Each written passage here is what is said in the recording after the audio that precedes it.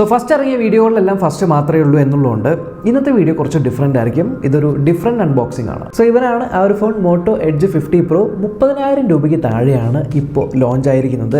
ഈ ഒരു പ്രൈസ് കൊടുത്ത് നിങ്ങളിത് വാങ്ങണോ വേണ്ടയോ ഈ വീഡിയോ കണ്ടാൽ മനസ്സിലാവും. ഓക്കെ, കുറേ സ്മാർട്ട് ഫോൺ അൺബോക്സ് ചെയ്തിട്ടുണ്ട്. പക്ഷേ ഈ ഒരു ബോക്സ് തുറന്നപ്പോൾ എനിക്ക് വ്യത്യസ്തമായി തോന്നിയൊരു കാര്യം എന്താ അറിയോ, പെർഫ്യൂം അടിച്ചിട്ടുണ്ട് ഇതിനകത്ത്. സത്യമായിട്ടും നല്ല സ്മെല്ലുണ്ട്.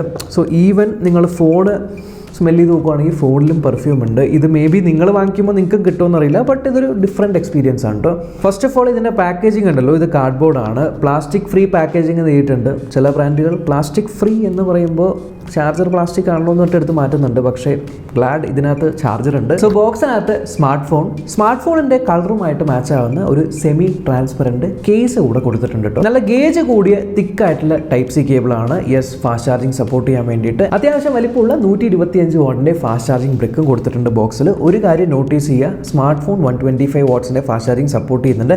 പക്ഷേ നിങ്ങൾ 8GB റാമിൻ്റെ വേരിയൻ്റ് ആണ് മേടിക്കുന്നതെങ്കിൽ ബോക്സിനകത്ത് നിങ്ങൾക്ക് 125 വാട്ടിൻ്റെ ചാർജർ കിട്ടില്ല. പകരം 68 വാട്ടിൻ്റെ ഫാസ്റ്റ് ചാർജർ ആയിരിക്കും കിട്ടുന്നത്. പക്ഷേ 8GB റാമിൻ്റെ വേരിയൻറ്റും 125 വാട്ട്സ് സപ്പോർട്ട് ചെയ്യും. സോ സെപ്പറേറ്റ് 125 വാട്ട്സിൻ്റെ ചാർജർ വേണ്ടി വരും. ലെക്സ് ലാവൻഡർ എന്ന് പറഞ്ഞ കളറാണ് എൻ്റെ കയ്യിലുള്ളത്. വീഗൻ ലെതറാണ് ബാക്ക് സൈഡ് വരുന്നത്. പൊതുവേ നമ്മൾ കണ്ടുവരുന്ന ബഡ്ജറ്റ് ഫോണുകളിലൊക്കെ ഇപ്പോൾ വീഗൻ ലെതർ കൊടുത്തു തുടങ്ങിയില്ലേ, അതൊക്കെ കമ്പയർ ചെയ്യുമ്പോൾ ഇതിൻ്റെ വീഗൻ ലെതർ കുറച്ചുകൂടി ഒരു സ്മൂത്താണ്. ഒരു എന്താ പറയുക, ഒരു പ്രീമിയം ഫിനിഷ്, പ്രീമിയം ഫീൽ നമുക്ക് വരുന്നുണ്ട്. വീഗൻ ലെതറിൽ വരുന്ന വേറെ കളറാണ് ബ്ലാക്ക് കേട്ടോ. അതിൻ്റെ പേര് ബ്ലാക്ക് ബ്യൂട്ടി എന്നാണ്. ഇത് രണ്ടും അല്ലാതെ ഇപ്പോൾ വീഗൻ ലെതർ വേണ്ട എന്നുണ്ടെങ്കിൽ ഒരു കളറും കൂടി ഉണ്ട്, മൂൺലൈറ്റ് പേൾ എന്നാണ്. അതെന്തോ ഹാൻഡ് ക്രാഫ്റ്റഡ് ആണെന്നൊക്കെ പറയുന്നുണ്ട്. ഞാൻ ഇവന്റിന് പോയപ്പോൾ നേരിട്ട് ഫോൺ കണ്ടായിരുന്നു. അത്യാവശ്യം നല്ല ലുക്ക് ഉണ്ട്. പക്ഷേ വീഗൻ ലെതർ അല്ല എന്ന് മാത്രം. Colours R personal choices, but overall നല്ലൊരു പ്രീമിയം ഫിനിഷ് കിട്ടിയിട്ടുണ്ട്. സ്മാർട്ട് ഫോൺ ഒരു കർവ്ഡ് ഫോം ഫാക്ടറിലാണ് ആൻഡ് ഇതിൻ്റെ ഫ്രെയിം മെറ്റലാണ്. മാറ്റ് ഫിനിഷ് കൊടുത്തിരിക്കുന്ന മെറ്റലാണ്. ആൻഡ് അവിടെ ഇവിടെയൊക്കെ ആയിട്ട് നിങ്ങൾക്ക് ആന്റണ ബാൻഡ്സ് കാണാനായിട്ട് പറ്റുന്നുണ്ട്. ഫ്രണ്ടിൽ കർവ്ഡ് ഡിസ്പ്ലേ, ബാക്കിൽ കർവ്ഡ്, ഈവൻ എഡ്ജസ് കർവ്ഡ് ആണ് ആൻഡ് സ്ലിം ആയിട്ടുള്ള ഫോണാണ്. മേ ബി സ്ലിം ആയതുകൊണ്ട് തന്നെയായിരിക്കാം 4500 mAh ഒരു ബാറ്ററി കപ്പാസിറ്റിയാണ് കൊടുത്തിരിക്കുന്നത്. കയ്യിൽ ഹോൾഡ് ചെയ്യാനായിട്ട് വലിയ വെയിറ്റ് ഒന്നും തോന്നില്ല, കംഫർട്ടബിൾ ആണ്. 186 grams എന്തോ മാത്രമേ വെയിറ്റുള്ളൂ. ലൈറ്റ് വെയിറ്റ് ആയിട്ടുള്ള ഫോൺ. സ്മാർട്ട് ഫോണിനകത്ത് നിങ്ങൾക്ക് ഡ്യുവൽ സ്റ്റീരിയോ സ്പീക്കേഴ്സ് ലഭിക്കുന്നുണ്ട് കേട്ടോ. മുകളിൽ ആ ഒരു ഇയർ പീസ് ആണ് സ്പീക്കർ, താഴെ ഈ ഒരു സ്പീക്കർ ഗ്രില്ലിൽ കൂടെയാണ്. ആൻഡ് ഡോൾബിയുടെ സപ്പോർട്ട് ഉണ്ട്, ഡോൾബി അറ്റ്മോസിന് സപ്പോർട്ട് കിട്ടുന്നുണ്ട്. ഇവിടെ ഡോൾബി അറ്റ്മോസ് ഒക്കെ എഴുതിയിട്ടുണ്ട്. സൗണ്ട് കേട്ട് നോക്കി അത്യാവശ്യം ക്ലിയർ ആണ് ആൻഡ് ലൗഡ് ആണ്.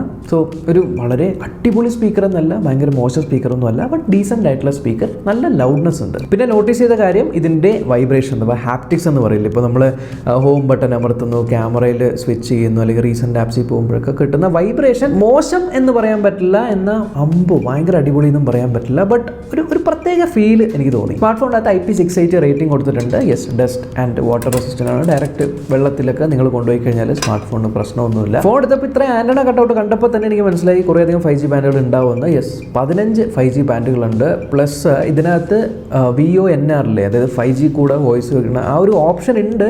പക്ഷേ ആസ് ഓഫ് നൗ കാണുന്നില്ല. ബട്ട് ഈ ഒരു സപ്പോർട്ട് ഉണ്ട് ഈ ഒരു സ്മാർട്ട് ഫോണിനകത്ത്. അതേപോലെ സ്മാർട്ട് ഫോണിനകത്ത് അത്യാവശ്യം എല്ലാ സെൻസേഴ്സും തന്നെ കൊടുത്തിട്ടുണ്ട്. ഡ്യുവൽ സ്പീക്കേഴ്സ് കൂടാതെ മുകളിൽ മൈക്രോഫോൺ ഉണ്ട്, താഴെ മൈക്രോഫോൺ ഉണ്ട്. ഈ സൈഡിൽ റൈറ്റ് സൈഡിൽ പവർ ബട്ടൻ്റെ അടിയിലായിട്ടും ഒരു മൈക്രോഫോൺ ഉണ്ട്. Obviously 3.5mm ജാക്കില്ല. ഇവിടെയാണ് SIM slot. Dual physical SIM ഇടാനായിട്ട് പറ്റുന്നുണ്ട്. Type-C പോർട്ട് കൊടുത്തിട്ടുണ്ട്. വളരെ വ്യത്യസ്തമായി ഈ ഒരു പ്രൈസ് റേഞ്ചിൽ USB 3.1 സപ്പോർട്ട് ചെയ്യുന്ന ഒരു Type-C പോർട്ടാണ് കൊടുത്തിരിക്കുന്നത്. കുറച്ചുകൂടെ ഫാസ്റ്റർ ഡേറ്റ ട്രാൻസ്ഫർ സ്പീഡ്സ് ലഭിക്കുന്നുണ്ട്. So that is a good thing. Coming to smart ഫോണിൻ്റെ display, full HD plus display അല്ല, ഫുൾ HD പ്ലസ് ഡിസ്പ്ലേ ആണ്. അതായത് 1.5K റെസൊല്യൂഷനുള്ള ഡിസ്പ്ലേ ആണ്. ഇതൊരു കർവ്ഡ് ആയിട്ടുള്ള POLED ഡിസ്പ്ലേ ആണ് വരുന്നത്.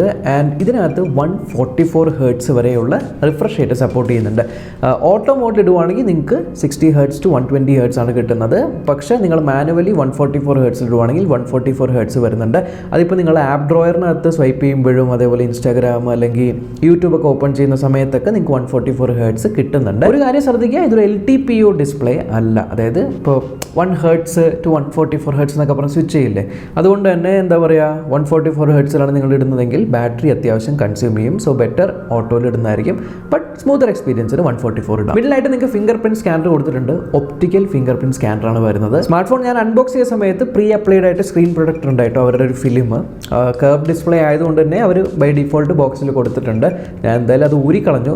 കാരണം ഈ ഡിസ്പ്ലേ പാൻടോൺ വാലിഡേറ്റഡ് ആണെന്ന് പറയുന്നുണ്ട്. അതായത് പാൻടോൺ എന്ന് പറഞ്ഞ ഒരു ബ്രാൻഡല്ലേ, നമ്മുടെ ഓരോ വർഷം ഇവർ സ്മാർട്ട് ഫോൺ ഇറക്കുമ്പോൾ ഒരു പാൻടോൺ കളർ ഓഫ് ദി ഇയർ വെച്ചിട്ടൊരു ഇതിറക്കാറില്ലേ. ഈ പാൻടോൺ വാലിഡേറ്റഡ് എന്ന് പറയുമ്പോൾ കുറച്ചുകൂടി നമ്മൾ നേരിട്ട് കാണുമ്പോൾ എന്ത് കളറാണ് ആ ഒരു കളർ തന്നെ റെപ്ലിക്കേറ്റ് ചെയ്യാൻ പറ്റുന്ന ഒരു ഇതാണ്. അപ്പോൾ അവർ വാലിഡേറ്റ് ചെയ്തിട്ട് ഓക്കെ പാൻടോൺ, അത് നാച്ചുറൽ നമ്മൾ എങ്ങനെയാണ് കാണുന്നത് അതുപോലെ തന്നെ റെപ്ലിക്കേറ്റ് ചെയ്യാൻ പറ്റുന്നുണ്ട് എന്നൊരു സർട്ടിഫിക്കേഷൻ കൊടുത്തിട്ടുണ്ട്. സോ പാൻടോൺ വാലിഡേറ്റഡ് ഡിസ്പ്ലേ ആണ്. As a normal consumer by default display നോക്കിക്കഴിഞ്ഞാൽ ഭയങ്കര സാച്ചുറേറ്റഡ് ആയിട്ട് കളേഴ്സൊക്കെ പോപ്പി ആയിട്ട് തോന്നില്ല. അങ്ങനത്തെ കളേഴ്സാണ് നിങ്ങൾക്ക് വേണ്ടതെന്നുണ്ടെങ്കിൽ സെറ്റിങ്സിൽ പോയിട്ട് ഇവിടെ നാച്ചുറൽ ഉണ്ട്, റേഡിയൻ്റ് ഉണ്ട്, വിവിഡ് ഉണ്ട്. സോ ഇതിനകത്ത് നിങ്ങൾക്ക് ഏതാണോ വേണ്ടത് അതനുസരിച്ച് നിങ്ങൾക്ക് മാറ്റാൻ പറ്റും. So colours R okay. And peak brightness പറയുന്നത് 2000 nits ആണ്. പീക്ക്, അതായത് നമ്മളിപ്പോൾ HDR കോണ്ടന്റ് കാണുന്ന സമയത്ത് HDR 10+ സർട്ടിഫൈഡ് ആണ് കേട്ടോ. അത് കാണുന്ന സമയത്ത് വരുന്ന ഒരു ലോക്കൽ ഏരിയയിലുള്ള പീക്ക് ബ്രൈറ്റ്നസ് ആണ് പറയുന്നത്. ബട്ട് ഡയറക്റ്റ് സൺലൈറ്റിൻ്റെ അടിയിൽ പോകുമ്പോൾ വിസിബിലിറ്റിക്കൊന്നും യാതൊരു പ്രശ്നമില്ല. നല്ല ബ്രൈറ്റ് ആയിട്ടുള്ള ഡിസ്പ്ലേ തന്നെയാണ്. സോ ഡിസ്പ്ലേ വൈസ് എനിക്കൊന്നും പറയാനില്ല, നല്ല ഡിസ്പ്ലേ. പിന്നെ ചില ആൾക്കാർക്കുണ്ടല്ലോ ഇങ്ങനത്തെ ഡിസ്പ്ലേ യൂസ് ചെയ്യുമ്പോൾ കണ്ണിനൊക്കെ സ്ട്രെയിൻ വരാറുണ്ട് ഈ ഫ്ലിക്കർ അടിച്ചിട്ട്. അപ്പോൾ ആ ഒരു ഫ്ലിക്കർ പ്രിവെൻറ്റ് ചെയ്യുന്ന ഒരു ഓപ്ഷനും കൂടി ഇതിനകത്ത് കൊടുത്തിട്ടുണ്ട് കേട്ടോ. യൂട്യൂബിലൊക്കെ നിങ്ങൾക്ക് 4K പ്ലേ ചെയ്യാം, 4K HDR പ്ലേ ചെയ്യാം. 4K പ്ലേ ചെയ്യുമ്പോൾ വലിയ പ്രശ്നമൊന്നുമില്ല. 4K HDR പ്ലേ ചെയ്യുന്ന സമയത്ത് ചെറിയൊരു സ്റ്റട്ടർ കാണുന്നുണ്ട്. 4Kയുടെ താഴെയുള്ള റെസൊല്യൂഷന് കുഴപ്പമൊന്നുമില്ല.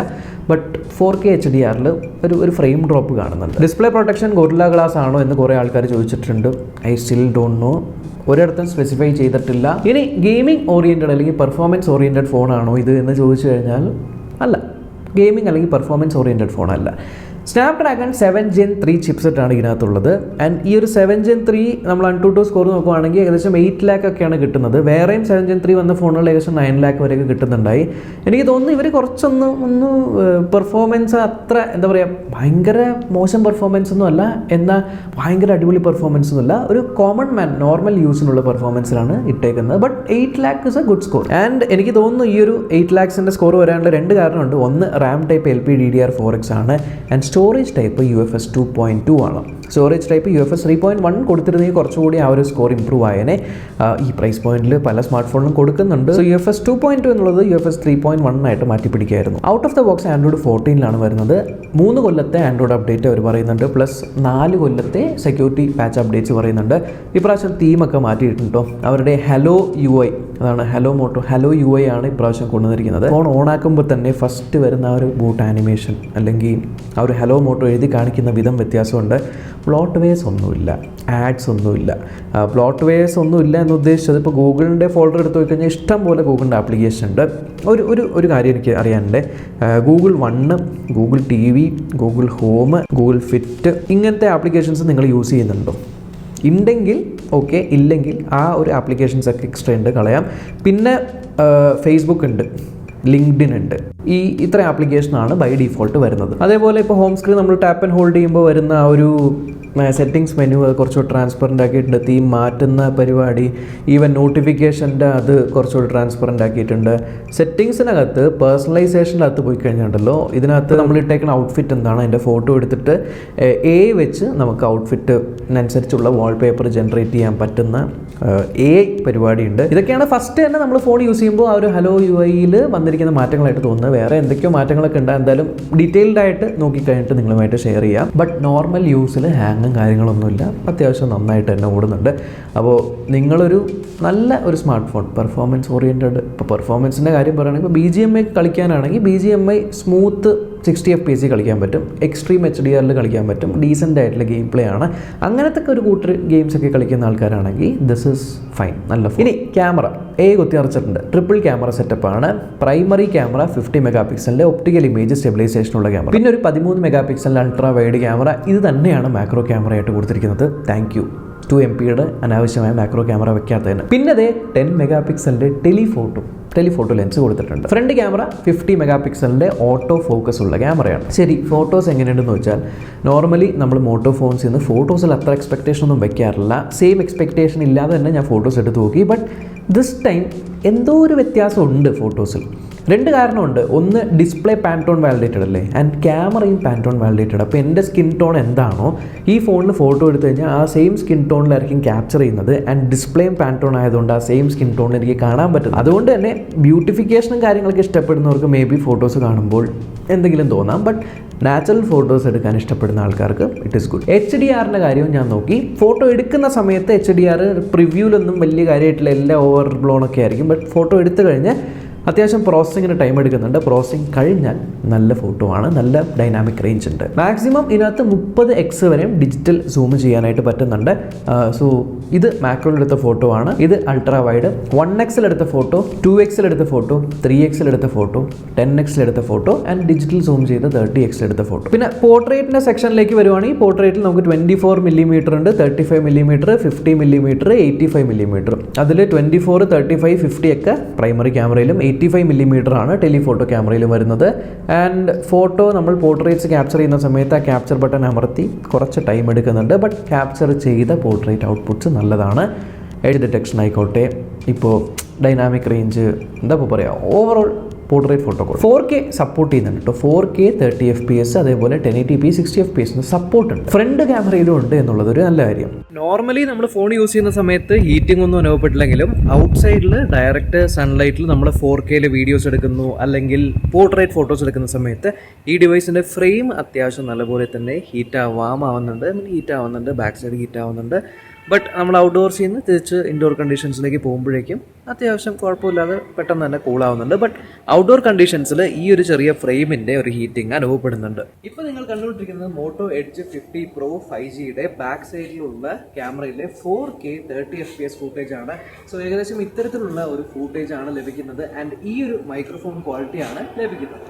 പക്ഷേ വീഡിയോ എടുക്കുന്ന സമയത്ത് ഞാൻ ശ്രദ്ധിച്ചത് ഇപ്പോൾ 1080p 60fps അത്ര പ്രോമിനൻ്റ് അല്ലെങ്കിലും 4K 30fps എടുക്കുമ്പോൾ ഇങ്ങനെ ഇപ്പോൾ നമ്മളിങ്ങനെ പാൻ ചെയ്തൊക്കെ ഷൂട്ട് ചെയ്യില്ലേ, അങ്ങനെ ഷൂട്ട് ചെയ്യുന്ന സമയത്ത് പെട്ടെന്ന് ഒരു ഫ്രെയിം ഡ്രോപ്പും, പെട്ടെന്ന് ഡിസ്പ്ലേ പ്രിവ്യൂവിൽ ഒരു ഫ്രെയിം ഡ്രോപ്പും.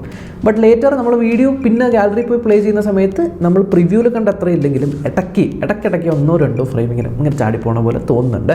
അത് ഫ്രണ്ട് ക്യാമറയിലും തോന്നുന്നുണ്ട്, ബാക്ക് ക്യാമറയിലും തോന്നുന്നുണ്ട്. മേ ബി അപ്ഡേറ്റ് വഴി ഫിക്സ് ചെയ്യാമായിരിക്കും. Output is okay. ഒരു വീഡിയോ അടിപൊളിയെന്നൊന്നും പറയാൻ പറ്റില്ല, ബട്ട് ഭയങ്കര മോശമൊന്നും പറയാൻ പറ്റില്ല, ഒരു decent output. Selfie photo is also good. Samples ഞാൻ കാണിച്ചു തരാം. അത്ര എന്താ പറയുക, ആഹാ എന്നൊന്നും പറയിപ്പിക്കുന്നൊന്നും ഇല്ലെങ്കിലും കൊള്ളാം, മോശം പറയിപ്പിക്കാൻ. പിന്നെ ചെറിയ വിട്ടുവീഴ്ചകൾ എന്തായാലും പ്രതീക്ഷയാണ്. കാരണം ഫീച്ചേഴ്സ് കുറേ അധികം കുത്തി നിറച്ചിട്ടുണ്ട്. ഉദാഹരണത്തിന് വയർലെസ് ചാർജിങ് ഇതിനകത്തുണ്ട്, 50 വാട്ടിൻ്റെ ഫാസ്റ്റ് വയർലെസ് ചാർജിങ്, പിന്നെ റിവേഴ്സ് വയർലെസ് ചാർജിങ്ങും ഉണ്ട്. ഇപ്പോൾ വയർലെസ് ഇപ്പോൾ ഇയർബഡ്സ് ഒക്കെ ഉണ്ടെങ്കിൽ ഞങ്ങൾക്ക് വെച്ച് ചാർജ് ചെയ്യാനായിട്ട് പറ്റും. സോ ബേസിക്കലി എനിക്ക് പറയാനുള്ളത് ഈ ഒരു smart phone it's like jack of all trades but master of none എന്ന് പറയില്ല, അതേപോലെ. അതായത് സംഭവം കൊള്ളാമോന്ന് ചോദിച്ചാൽ കൊള്ളാം. ഇത് 30,000 രൂപയ്ക്ക് വെർത്താണോ എന്ന് വെച്ചാൽ വെർത്താണ്. 30,000 രൂപയ്ക്ക് എന്തൊക്കെ കിട്ടും? നല്ല ഡിസ്പ്ലേ കിട്ടുന്നുണ്ട്, കൊള്ളാവുന്നൊരു ക്യാമറ കിട്ടുന്നുണ്ട്, ഫാസ്റ്റ് ചാർജിങ് കിട്ടുന്നുണ്ട്, വയർലെസ് ചാർജിങ് കിട്ടുന്നുണ്ട്, റിവേഴ്സ് വയർലെസ് ചാർജിങ് കിട്ടുന്നുണ്ട്, ഡോൾബി സപ്പോർട്ട് കിട്ടുന്നുണ്ട്, ടെലിഫോട്ടോ ക്യാമറ കിട്ടുന്നുണ്ട്, അത്യാവശ്യം മോശമില്ലാത്ത ഒരു ചിപ്സെറ്റ് കിട്ടുന്നുണ്ട്, സ്റ്റീരിയോ സ്പീക്കേഴ്സ് കിട്ടുന്നുണ്ട്, USB ജനറേഷൻ 3.1 കൊടുത്തിട്ടുണ്ട്, IP68 റേറ്റിംഗ് കൊടുത്തിട്ടുണ്ട്. പക്ഷെ മറുഭാഗത്ത് നമ്മൾ നോക്കുകയാണെങ്കിൽ പെർഫോമൻസിൻ്റെ കാര്യത്തിൽ കൂളിംഗ് എന്താണെന്നറിയില്ല. ഹീറ്റിംഗ് അത്യാവശ്യം ഒന്നും ഇല്ലെങ്കിലും 7 Gen 3 പ്രോസറാണ്, ബട്ട് 8 lakhs AnTuTu സ്കോർ ഉള്ളൂ. UFS 2.2 സ്റ്റോറേജ് ആണ് കൊടുത്തിരിക്കുന്നത്. അങ്ങനെ സോ ഇത് ആർക്ക് റെക്കമെൻഡ് ചെയ്യും എന്ന് ചോദിച്ചു കഴിഞ്ഞാൽ, നിങ്ങളൊരു ഓവറോൾ ഓൾറൗണ്ടർ സ്മാർട്ട് ഫോൺ നോക്കുന്നുണ്ട്, 30,000 ആണ് നിങ്ങളുടെ ഒരു ബഡ്ജറ്റ്. എന്തോ ബാങ്ക് ഓഫറൊക്കെ ഉണ്ട്, അതുകൊണ്ട് 27 കിട്ടുന്നുണ്ട്. അതാണ് നിങ്ങളുടെ ബഡ്ജറ്റ്. നല്ലൊരു സ്മാർട്ട് ഫോൺ വേണം, ക്ലീൻ ആൻഡ്രോയിഡ് എക്സ്പീരിയൻസ് വേണം, ആഡ്സും കാര്യങ്ങളൊന്നും വേണ്ട. You guys can go for it. വളരെ നല്ല സ്മാർട്ട് ഫോണാണ്. അങ്ങനത്തെ ആൾക്കാർക്ക് കണ്ണും പൂട്ടി ഒരു സ്മാർട്ട് ഫോൺ മേടിക്കാം. അപ്പോൾ അത്രേ എനിക്ക് ഒരു സ്മാർട്ട് ഫോണിനെ കുറിച്ച് പറയാനുള്ളൂ. നമ്മൾക്കിനി അടുത്ത വീഡിയോ കാണാം. ബൈ.